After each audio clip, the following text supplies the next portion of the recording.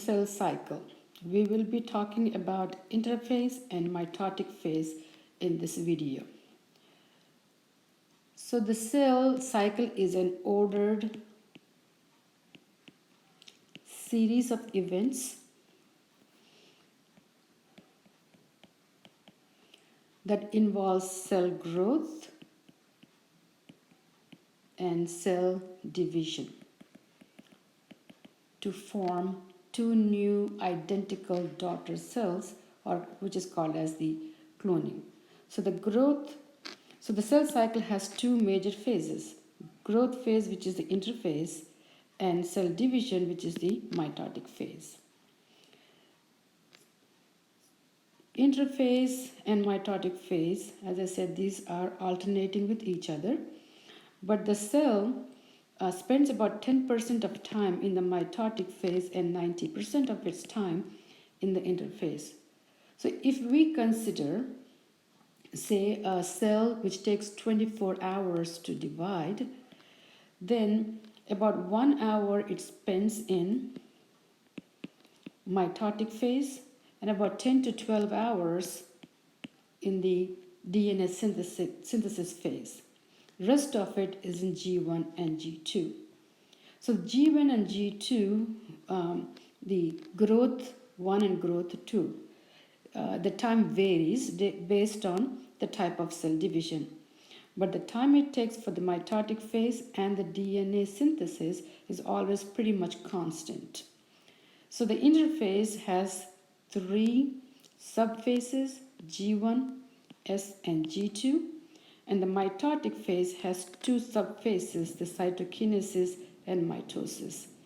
So if you look at the overall, the cell cycle has 5 subphases: G1, S, G2, mitosis, and cytokinesis. I just want to make sure that you do not get confused between mitosis and mitotic phase. The mitotic phase actually has two subphases, mitosis and cytokinesis. So mitosis is part of the mitotic phase. It's not the mitotic phase. So the cell cycle, we are looking at the interphase. We said that it has three subphases, G1, S, and G2.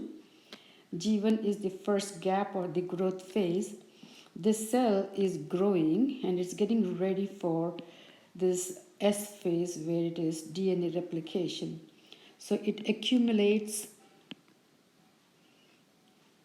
the raw materials for the DNA synthesis, so DNA, the nucleotides, associated proteins, and also accumulates enough energy so that it can successfully complete the DNA replication.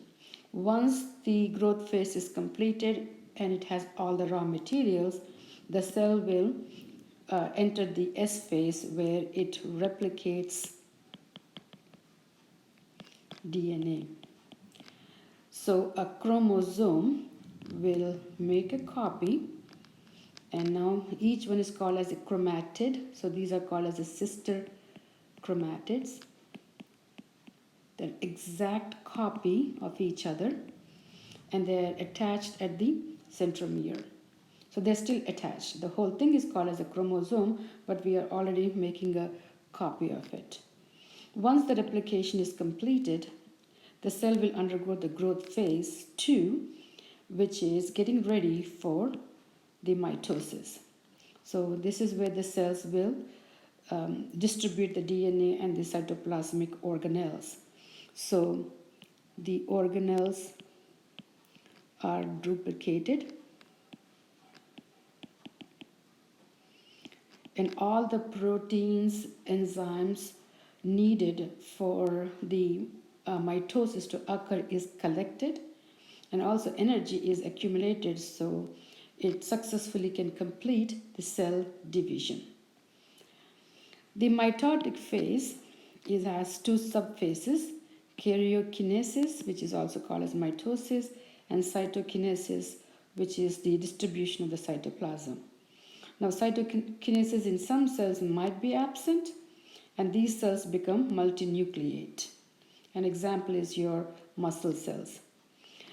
The mitosis has about 5 stages. Again, these stages are continuous, and the main goal here is to arrange the chromosomes in a proper fashion and then distribute them equally into the two daughter cells. So, starting from the G2 interphase, this is after the replication. This is where the organelles are making copies. So first you'll see these centrosomes. These are the microtubule organizing centers. It's an organelle, so it makes a copy. In this case, we have a very big nucleolus because the cell is producing all the proteins needed for the mitosis. The DNA is, you'll see it starts condensing. It's getting ready for the cell division. The nuclear envelope is very clear. Now, once the G2 phase is completed, it enters the mitotic phase, and the first stage is prophase. During the prophase, the organelles are moving to the either end of the cell. The nuclear membrane starts disintegrating, and the nucleolus is gone, disappears,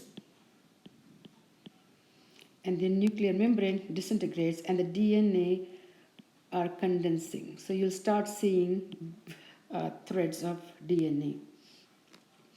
Now the prophase enters into pro-metaphase, and again pro means before metaphase.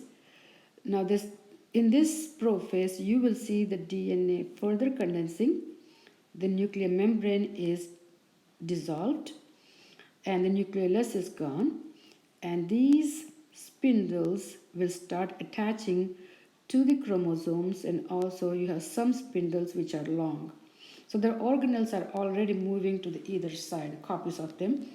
So you have non-kinetochore microtubules, then you have kinetochore microtubules, and also you'll see the aster microtubules. Now once this condensation starts, it finally enters into the metaphase, where the microtubules which are holding the chromosomes, they pull and they tug, and finally all the chromosomes are arranged in the metaphase plate, and each chromosome, each chromatid of each chromosome faces the either side, and they're attached by the kinetochore microtubules. Once in the center, it enters the anaphase, where the cohesive proteins which hold the two chromatids dissolves and set these two free. Once they are free, they're quickly pulled to the ends of the cell. And this is pretty quick. So the anaphase is a moving of the chromosomes. Okay, now they're called as daughter chromosomes because they're separated, and they move to the either pole. After the anaphase, when they reach the ends of the cell, in the telophase, the nucleolus starts coming back, and the chromosomes will start unwinding, and the nuclear membrane starts appearing. So while telophase is happening, even the cytoplasms will start dividing.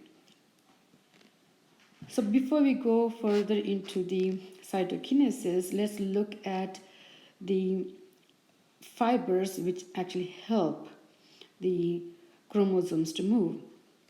The microtubules, these are the microtubules which actually help in movement of the chromosomes, originate in the centrosome. The centrosome body is an organizing center, and it produces three kinds of microtubules: kinetochore microtubules, non-kinetochore microtubules, and the aster. These are the three types of microtubules you'll see. Now, if you look at the chromosome, it has two chromatids, and the chromatids, each chromatid has the kinetochore protein. And to this protein, the microtubules are attached. And the microtubules which are attached to kinetochore are called as the kinetochore microtubules, and they are the ones which will pull the two chromosomes, the two chromatids apart and from the daughter chromosomes, and they move them to the either side of the cell. The non-kinetochore microtubules help in cell elongation. And the aster is the organizing center. It oversees the distribution of these tubules and their functions. So again, here is the micrograph, this actual cell going through it. And again, here you see the centrosome and the chromosomes and the microtubules. The cytokinesis is of two types. In animal cell, it is done through cleavage, and in a plant cell, it's done through the cell plate.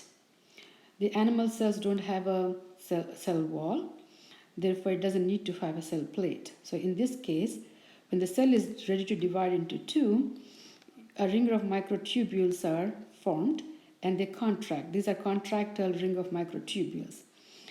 It's like pulling a string on a purse. It'll contract and then it'll pinch the cell into two. So you get the two daughter cells.